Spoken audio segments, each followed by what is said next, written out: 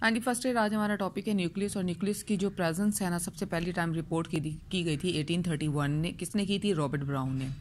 इसकी डिस्कवरी जो है ना वो अनडप्टली इस वजह से थी कि ये बहुत सारे सेल्स के अंदर एक प्रोमिनेंट स्ट्रक्चर था जिस बेस पे इसको जो है इतने अर्ली जो है वो डिज़ाइन असाइन किया गया। उसके बाद हम लोग इसको ये कहते हैं कि जिस तरह हमारी बॉडी का जो कंट्रोल सेंटर है ना, ब्रेन है, बिल्कुल इसी तरह हमारे सेल का जो कंट्रोल सेंटर होता है, जो सारी उसकी एक्टिविटीज़ को कंट्रोल कर रहा होता है, वो न्यूक्लियस होता है। न्यूक्लियस की जो पोजीशन है ना एनिमल सेल और उसके बाद है जी प्लांट सेल के अंदर, ये वो थोड़ी सी डिफरेंट होती है कि एनिमल सेल्स के अंदर जो है, अगर ये एक एनिमल सेल है और इसके सेंटर पोजीशन में जो है वो न्यूक्लियस प्रेजेंट होगा।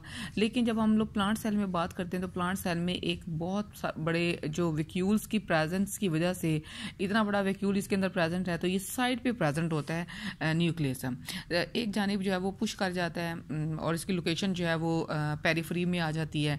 लेकिन जब हम एनिमल सेल में करते हैं तो एनिमल सेल में इसकी लोकेशन जो है ना वो सेंटर में प्रेजेंट होती है। न्यूक्लियस की शक्ल जो है वो कभी सफेरिकल होती है और कभी जो है वो इरेगुलर सी होती है। जनरली जो सेल्स जिनके अंदर एक ही न्यूक्लियस प्रेजेंट होगा उसे हम मोनोन्यूक्लिएट कह देंगे। मोनो का मतलब होता है एक, न्यूक्लियस का मतलब होता है न्यूक्लियस। और जिनके अंदर दो जो है वो न्यूक्लियस से ये दो सेल पाए जाएंगे, दो न्यूक्लियाई पाए जाएंगे, तो उसे हम बाई न्यूक्लिएट कह देते हैं। और जिसके अंदर बहुत सारे पाए जाते हैं उसे हम मल्टी न्यूक्लिएट कह देते हैं। मल्टी न्यूक्लियर का मतलब क्या है कि उसके अंदर बहुत सारे सेल। ये बाई न्यूक्लियर क्या है? जिसके अंदर दो हैं, मोनो वन है, और इसके अंदर जो है वो बहुत ज़्यादा सारे जो है वो न्यूक्लियस पाए जाते हैं। अब सबसे पहले हम लोगों ने ये देखना है कि जो न्यूक्लियस है वो हमें विजिबल कब होता है। कहते हैं सारा टाइम में जब सेल डिवाइड नहीं कर रहा होता ना, उस टाइम हमें न्यूक्लियस जो है वो नज़र आता है। लेकिन जैसे ही जो सेल जो है वो डिवाइड करना शुरू कर देता है, सेल डिवाइड जब करता है तो न्यूक्लियस जो है वो डिसअपियर हो जाता है और उसके अंदर जो स्ट्रक्चर प्रेजेंट होते हैं। जब हम लोग इंटरनली न्यूक्लियस को जो वो देखते हैं तो न्यूक्लियस के अंदर इतने ढेर सारा ये नेट लाइक स्ट्रक्चर प्रेजेंट होता है जिसे हम क्रोमैटिन मटेरियल कहते हैं। ये जो क्रोमैटिन मटेरियल, ये थ्रेड लाइक स्ट्रक्चर्स होते हैं और ये हेरिडिटरी मटेरियल्स होते हैं। इसी के अंदर जो है वो डार्कली स्टेन जो है वो न्यूक्लियोलस प्रेजेंट होता है। न्यूक्लियोलस एक ऐसा स्ट्रक्चर है जिसके अंदर आरएनए राइबोसोम्स जो हैं वो प्रोड्यूस होते हैं। इसको हम फैक्ट्री ऑफ राइबोसोम्स भी कहते हैं। और इसके साथ साथ इसके अंदर एक फ्लूइड प्रेजेंट होता है जिसे हम न्यूक्लियोप्लाज्म कह रहे होते हैं। ये तीनों स्ट्रक्चर जो हैं, क्रोमैटिन मटेरियल भी, न्यूक्लियोप्लाज्म भी और न्यूक्लियोलस जो है वो इस न्यूक्लियस के अंदर प्रेजेंट होता है। अब न्यूक्लियर एनवेलप जो है ना वो डबल मेम्ब्रेन होता है और इसके अंदर ऐसे एक छोटे छोटे जो है वो बहुत सारे जो है वो पोर्स प्रेजेंट होते हैं जिन्हें हम न्यूक्लियर पोर्स कहते हैं। और ये न्यूक्लियर पोर्स किसके अंदर प्रेजेंट है? न्यूक्लियर एनवेलप के अंदर। ये न्यूक्लियर एनवेलप के अंदर जो है ये स्ट्रक्चर प्रेजेंट है।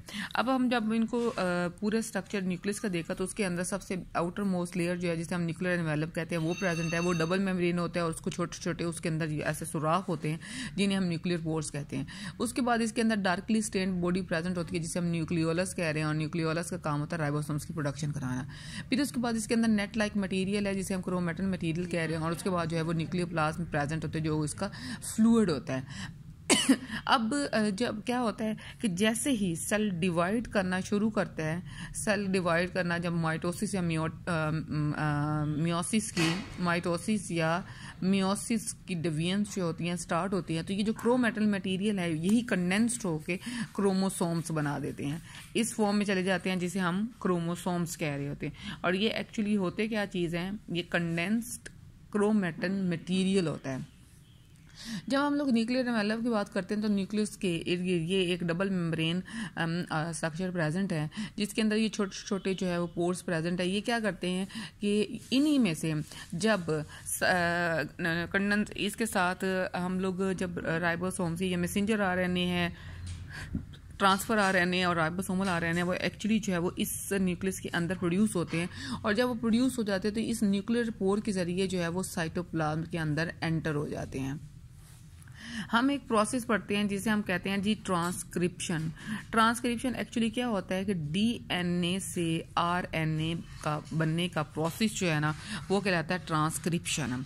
ट्रांसक्रिप्शन का प्रोसेस जो है वो सारा न्यूक्लियस के अंदर होता है, और न्यूक्लियस के अंदर जब प्रेजेंट ये मैसेंजर आरएनए, सबसे पहले बनने वाला आरएनए जो होता है ना वो मैसेंजर आरएनए होते हैं, और जब मैसेंजर आरएनए डीएनए से बन जाता है तो ये इन न्यूक्लियर पोर्स के जरिए जो है बाहर निकल आता है। और ये जो न्यूक्लियर पोर्स हैं ये बाज़ जो है वो सेल्स के अंदर एक्सचेंज ऑफ गैसेस का काम भी करते हैं या एक्सचेंज ऑफ मटेरियल का काम भी कर रहे होते हैं।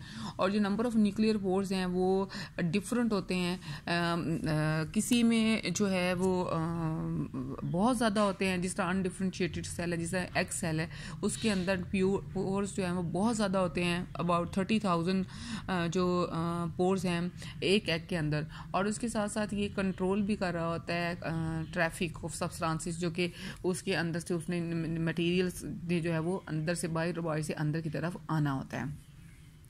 एक ये काम है कि ये जो न्यूक्लियर एनवेलप है ना, हम लोगों ने पढ़ा था कि एंडोप्लाज्मिक रेटिकुलम जो है वो इस न्यूक्लियर एनवेलप तक जाके अटैच किए हुए होते हैं। एक इसके साथ एंडोप्लाज्मिक रेटिकुलम अटैच हुए होते हैं, और दूसरा इन न्यूक्लियर पोर्ट्स के जरिए जो है वो आरएनए जो है इसकी बॉडी से बाहर निकलता है। न्यूक्लियोलस के बारे में मैंने बता दिया कि न्यूक्लियोलस क्या करते हैं, ये एक डार्कली स्टेन बॉडी है जिसने राइबोसोम्स जो हैं वो प्रोड्यूस करने हैं।